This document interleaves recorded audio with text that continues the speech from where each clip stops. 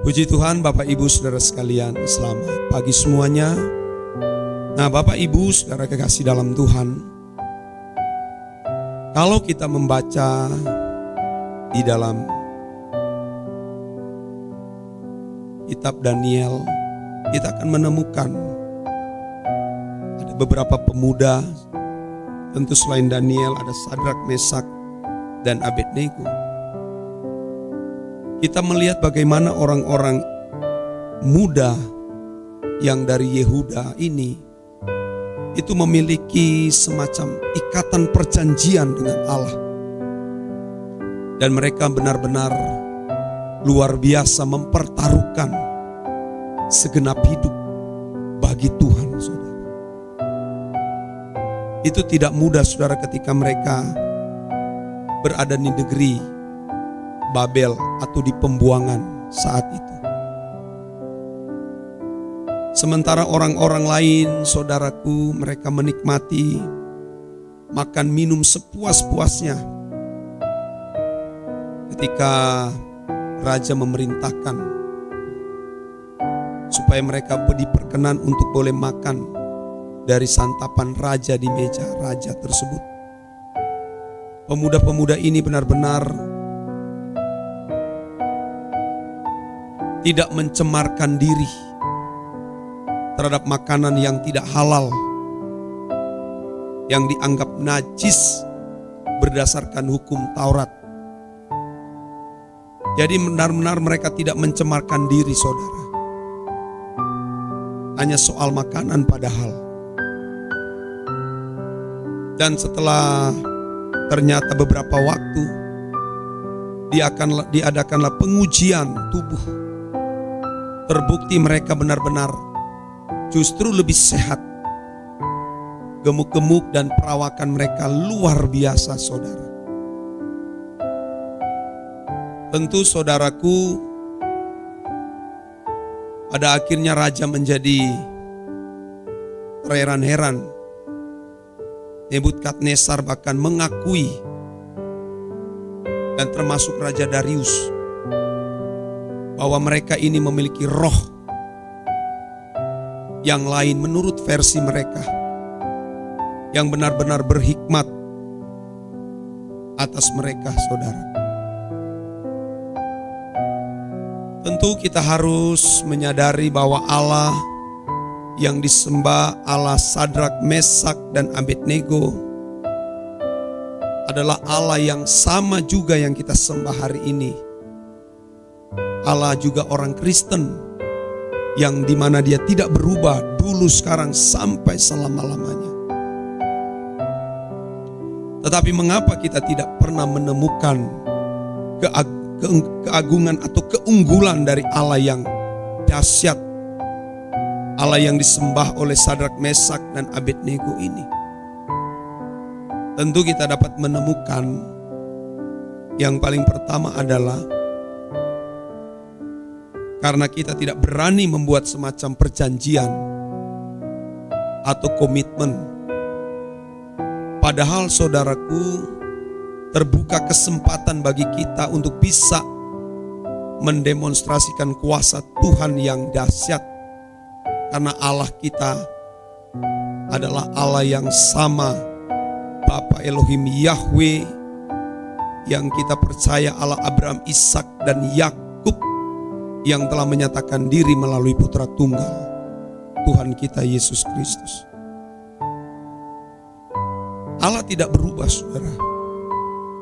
Tapi kenapa kita tidak pernah mengalami pengalaman-pengalaman yang dahsyat seperti yang dialami oleh Sadrak, Mesak, Abednego, dan Daniel, atau yang disebut sebagai Belsasar? Karena kita tidak memiliki komitmen atau semacam perjanjian dengan Tuhan. Dan banyak orang, saudara, pada umumnya tidak mengalami kedahsyatan Tuhan karena menganggap Allah tidak ada, atau Allah fantasi, Allah imajiner, Allah yang hanya ada di buku, Allah yang hanya ada di pikiran, saudara. yang tidak dapat dijumpai, yang transenden. Padahal Allah yang sama tidak berubah wujud. Dia bisa menjumpai kita, saudara, kalau kita sungguh-sungguh memiliki komitmen dan perjanjian untuk bisa berjalan dengan Dia. Anda bisa bayangkan dari Yehuda diangkut ke pembuangan. Allah hadir di negeri Babel di pembuangan, saudara. Tuhan hadir di negeri kafir. Tetapi apakah orang-orang tersebut memiliki komitmen untuk tetap mempercayai Dia sebagai Allah? Tergantung masing-masing kita, saudara. Yang kedua adalah karena tidak ada komitmen untuk memiliki kehidupan yang benar-benar bersih di hadapan Tuhan. Kalau dari perkara-perkara kecil saja kita tidak jujur, kita sudah tidak setia, bagaimana saudara kita bisa mengalami Tuhan seperti yang dialami oleh Sadrak, Mesak, dan Abednego? Tidak mungkin Allah dapat berjalan dengan orang yang hidupnya kotor, yang sembrono, yang tidak suci. Allah tidak mungkin menyertai orang-orang seperti ini. Tapi kalau kita memiliki komitmen dan perjanjian dan berkata, Tuhan, beri aku kesempatan untuk aku hidup suci kudus, Allah bisa berjalan bersama dengan kita, saudara. Jelas-jelas dalam 2 Korintus 6 ayat 17, pisahkanlah dirimu dari antara mereka dan jangan menjamah apa yang najis, maka aku akan menerima kamu, saudara. Kamu akan jadi anakku, aku menjadi bapakmu.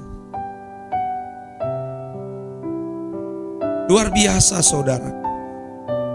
Tetapi apakah kita benar-benar serius? Jangan anggap remeh, saudara, kesucian hidup itu. Dimulai dari perkara-perkara kecil. Soal kejujuran. Ya saudara, di mana kita ada kesempatan berbuat dosa, kita memilih tidak. Ada kesempatan untuk nonton film-film yang jorok, kita berkata tidak. Ada kesempatan berbohong, kita berkata tidak, iya di atas iya, tidak di atas tidak. Itu kecil-kecil, saudara. Dan yang ketiga adalah karena kita tidak sungguh-sungguh ekstrim, maka kita tidak akan bisa menghadirkan Allah dalam hidup kita dan melawan arus dunia yang kuat.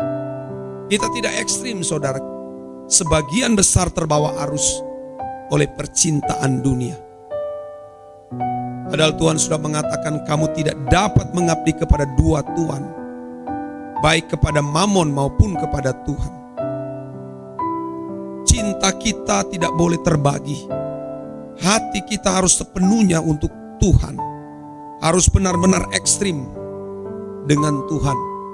Walaupun kita harus mengalami aniaya, harus mengalami penderitaan, kesukaran, bahkan sekalipun nyawa kita terancam, kita harus ekstrim benar-benar menghadirkan Allah dalam hidup kita. Ya seperti Stefanus, sekalipun dirajam dengan batu, sekalipun Polikarpus, murid Yohanes, saudara Tuhan Yesus diancam dibakar, bahkan dibakar sekalipun, dia tidak bergeming. Daniel saat ada di gua singa, justru di tempat-tempat bahaya-bahaya begini mereka tetap mempercayai Allah. Mereka mempercayai kehadirannya, saudara. Ya beda dengan kita hari ini, saudaraku. Sudah banyak mengalami kemerosotan iman kepada Tuhan. Bahkan nanti memiliki iman kalau kita mengalami kesembuhan atau mengalami mujizat. Setelah itu kita seperti orang yang tidak bertuhan. Jangan saudara anggap ini hal yang remeh. Kesucian hidup kita, kekudusan hidup kita, kepercayaan kita saudara akan diuji oleh Tuhan melalui tempat-tempat yang berbahaya, seperti dapur perapian yang dihadapi oleh Sadrak, Mesak, dan Abednego, seperti Daniel yang menghadapi gua singa, sama seperti Yusuf yang menghadapi sumur, dan istri Potifar bahkan dengan penjara. Allah mengizinkan semua itu untuk menguji iman kita kepada Dia, untuk menguji kemurnian kepada Dia. Apakah iman kita benar-benar benar atau situasional? Kalau hanya kelihatan rajin ke gereja, itu belum teruji. Tapi justru akan diuji pada waktu kita berada di tempat-tempat berbahaya. Masihkah kita tetap mempercayai Dia dan mempercayai keberadaannya? Masihkah aku tetap hidup suci di tengah-tengah situasi ekonomi saya yang morat-marit? Masihkah kita tetap hidup suci ketika pasangan kita meninggalkan kita? Masihkah kita tetap hidup suci di hadapan Tuhan? Masih tetap konsisten dan komitmen di hadapan Allah ketika masa depan kita tidak kelihatan tanda-tanda akan diberkati? Wah, saudara. Jadi Tuhan akan mengizinkan semua itu saudara kita alami. Ya, bersiap-siaplah dan tetaplah berkomitmen di hadapan Tuhan dari hari ke hari. Kiranya kebenaran ini menjadi pesan Tuhan bagi kita sekalian. Amin.